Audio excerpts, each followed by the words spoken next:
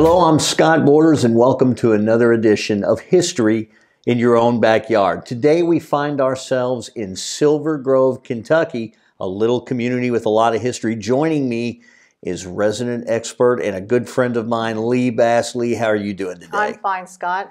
Now tell us a little bit about some of the history of Silver Grove, Kentucky.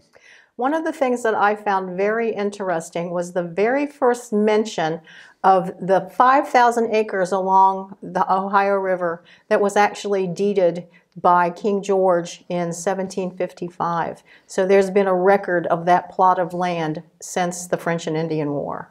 So this is a community that's been around a long time, but actually established at Silver Grove in the early 1900s? Yes. Now, let me ask you this. One of the most famous things is Route 8 out here, and that runs right through the heart of Silver Grove, known as Mary Ingles Highway. So what's the tie-in? And tell our viewers a little bit about Mary Ingles. Well, Mary Ingalls was captured by the Indians from West Virginia and actually taken through Kentucky. And she came up the river from as you know, the book, Follow the River. She followed the Ohio River to get back home when she escaped from the Indians. So she came right up Route 8, right through Silver Grove. Now, I noticed that when coming into Silver Grove, one of the first things that catches people's eyes is this incredibly big plant. Well, what is that plant? Well, it's now called Continental. It's a drywall manufacturing plant. And it was originally Lafarge.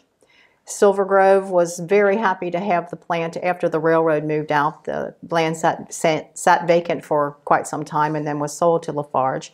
And they're very good neighbors to the Silver Grove. They have their assembly line runs 24 hours a day, and we have people who work there, and we're glad to have them here. And it's been one of the long-time businesses in Silver Grove, correct? Yes. Since the railroad left. And as well as Silver Grove Motors was one of the earliest businesses in Silver Grove, is that correct? That's correct. And it's still up and running, and we're glad to have them here. Now, one of the other things that everybody seems to talk about this community happens to be the now famous Dairy Bar, and that's a place you actually worked at one time. Yes, I did. The year when I was 16, 17 years old, I worked there in the summers. Everybody knows the Dairy Bar, and it has the best Creamy Whip ice cream of any place around. So if you know Silver Grove, come to the Dairy Bar, but come back into the town. We do have a town here. It's not just the Dairy Bar. There are some good cheeseburgers there as well. That's true. That's true. Now, as I came in today to Silver Grove, I noticed a park, Chief Sayre Park, and the namesake of that park is well known to the residents here in Silver Grove. And John Sayre, Silver Grove, tell us a little bit about him. John grew up in Silver Grove, and he was our main police officer and police chief, and he actually served the city of Silver Grove for 56 years. Still lives in Silver Grove, and as you said, the park is named after him, and we certainly appreciate the service that he provided to Silver Grove. And it seems like a lot of people in the area know him really well. Yeah. Now, this area also is basically a smaller area in northern Kentucky, in a community that's kind of had a lot of small towns grow together, but is still distinctive for the fact that it basically has one school that serves several age groups, and it's not the first school. It's actually the second school. Tell us a little bit about the history of the school here in Silver Grove. The original school was actually on 8, across from where the Continental entrance is now, and it served grades 1 through 8, and that was started in 1910. There was a fire, and after the fire, the school wasn't completely burned down, but at that point they determined that they needed to build a bigger facility and dedicate a school specific to the town. And the school was built in 1927, and it still runs preschool through 12th grade to this day. Now, as well as being known for their school here in Silver Grove, as well as being known for things like the Dairy Bar, this is also known for having a lot of history, especially with a couple of the churches. And one of those churches is one you attend, and another church is one Neil Beadle, the mayor, attends. So tell us a little bit about the church history. That's correct. I attend First Baptist Silver Grove. It was started in 1911 by some people in a house on 4 Mile Pike. So the church was built in 1913, and we've celebrated our 100th year. And then the Christian church, where the mayor attends, celebrated their 100th year in Silver Grove last year. So we have 2 long-standing churches in the area. Now, Lee, one thing we all know about Silver Grove and several communities in this area, this is a river town. In its truest nature, very close to the river. That also means there are certain times when that river may get a little high and above the flood wall. And that happened a couple of times. It happened in 1937 where they had some flooding, and it also happened in a more recent flood back in the 90s. Tell us a little bit about that and how the community was able to rebuild past those floods. In 1937, the town was underwater. It was devastated. Even to the school, the churches, everything was devastated. But people got together. There really wasn't flood insurance in those days, so you did it yourself. And they put the town back together, and it flourished. And then in 1997, when the other one happened, it wasn't as devastating, but it wasn't actually the river. It was the creek that backs up behind us, because we were sort of cut off by this creek. And most of the lower end of Silver Grove had water, and it came up very, very fast. A lot of the people didn't have time to really get all their things out, so they lost people lost a lot of furniture.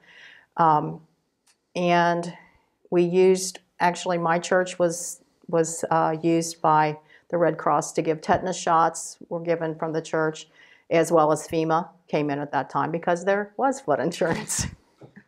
Now, Lee, prior to 1951, the town of Silver Grove had a very unique way of fighting fires that it did not have post 1951. So tell us a little bit about that.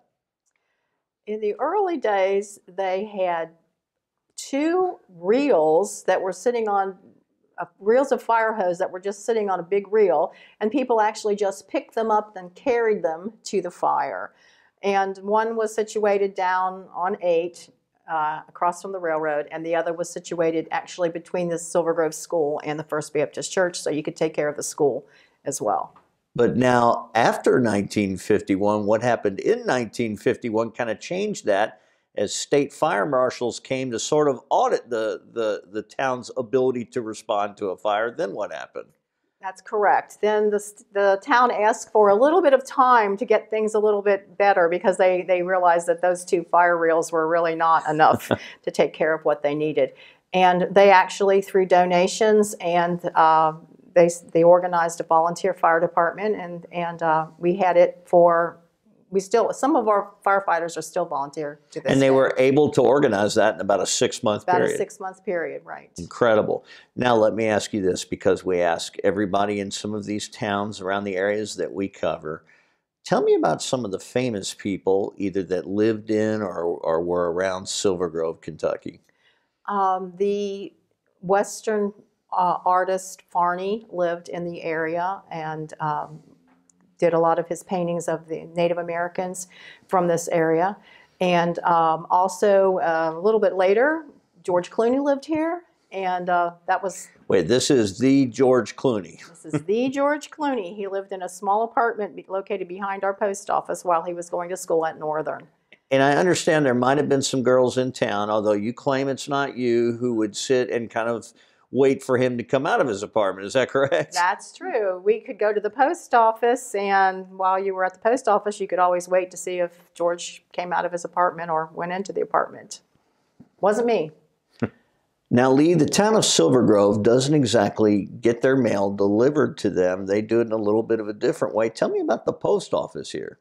We actually have our own post office, and everyone has a box, and your mail is delivered to the post office, not to your home. So you go to the post office to pick it up, and it's been that way since early years in the town. And the post office was kind of like the courthouse in other cities, where you went down there to get your gossip and find out what was going on. It was in the first post office was in a building that used to be the town's bakery, and it was there for many years. And then a small post office was built on 4 Mile, and it's located there to this day. Now, the town of Silver Grove, tell me a little bit about how it got the name Silver Grove. Originally, there was a park that was operated in the 1890s that was called Silver Grove, and it was named for a grove of silver maple trees in the area. So it makes a lot of sense. The silver maple trees, in other words, a grove of silver, and there you have the town named Silver Grove. Well, Lee, I want to thank you so much for inviting us into Silver Grove and giving us some great information on another unique river town in the state of Kentucky. You're very welcome. And we thank you for tuning in once again to another edition of History in Your Own Backyard. For Lee Bass, this has been Scott Borders saying so long, and remember, travel slowly and stop often.